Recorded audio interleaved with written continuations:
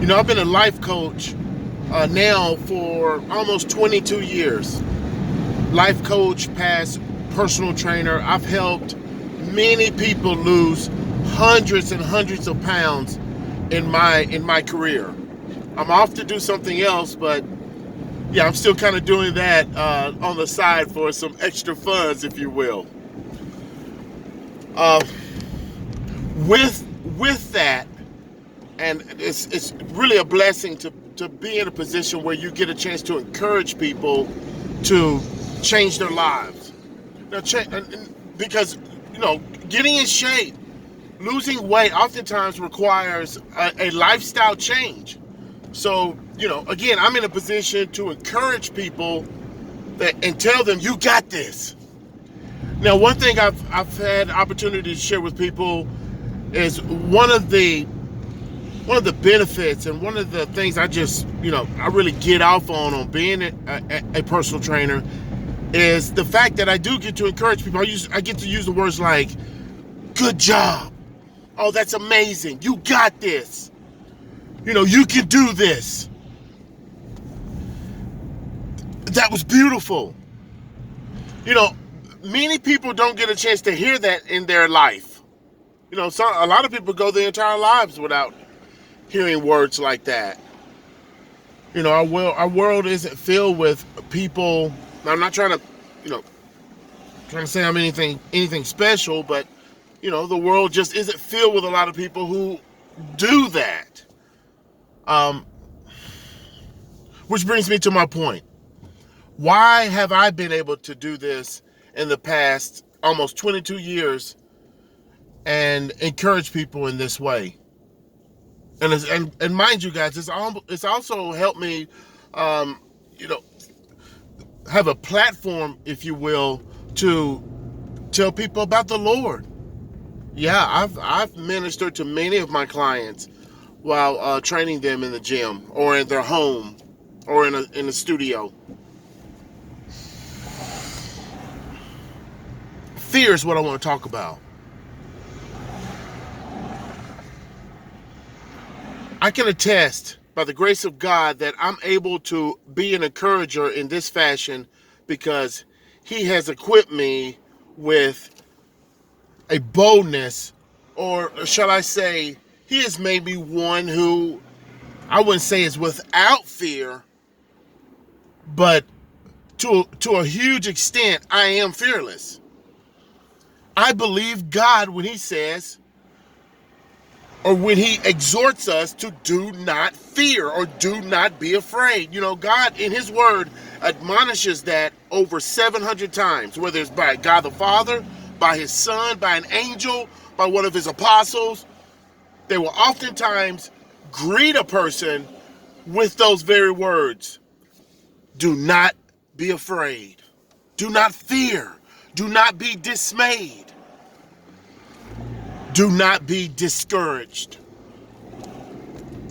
God encourages His people like that a lot. Now, this is really the crux of the point that I want to make in this video, and I'm going to end it on this note. Hopefully I won't make it too long. If the devil was all that, okay, if the devil was really big and bad, as people like to paint him as such, then why does he lie? Ask yourself. Now, this being is the father of lies, and his main tactic or main method of attack or assault is deception. Now, I pose the question again. If you're big and bad, why are you lying?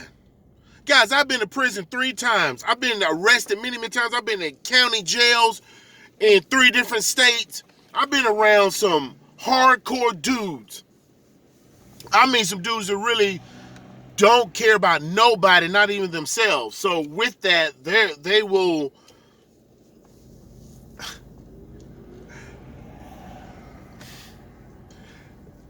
These people will step to you with everything that they are, with no not trying to misconstrue the idea that they won't really mess you up. But the devil's a liar. He has to pretend. He has to act like he can do something to you. The devil can't do nothing to you but lie to you.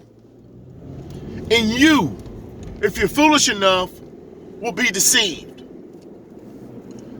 Being deceived just simply means that you fell for the lie. Don't mean you didn't know something. Okay? But back to my point. The devil is not all that. Don't give the devil too much credit. Don't give people or evil in general too much credit. Most people are cowards, man, I'm telling you. You got people buying guns. Why would a person buy a gun? You know, Christ said you live by the sword, you die by the sword. But why would a person do that? Because you're a coward. You may say, look, I'm just trying to protect my family. Protect your family from what? That's where the fear sets in. Who are you? What? You fear your own fellow man. You fear other human beings for whom Christ died. That doesn't make any sense. So if you're fearful, you're a coward. I like the word punk myself.